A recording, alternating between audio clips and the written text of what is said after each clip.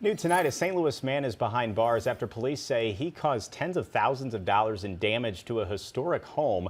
Kevin Lee Daley-Bey faces burglary and property damage charges after investigators say he broke into the Scott Joplin house on Delmar this weekend. According to court documents, Daley-Bey threw multiple items out the windows and down the stairs at police officers early Sunday morning. In past stories, News 4 has highlighted the historic home of Scott Joplin, showing you the apartment where he lived in 1901. The Missouri State Parks Department operates the home.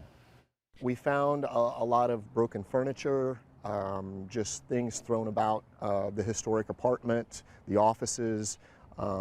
There were items thrown out the window. Daley-Bey remains in custody tonight. For now, the Scott Joplin house is closed to the public for the foreseeable future.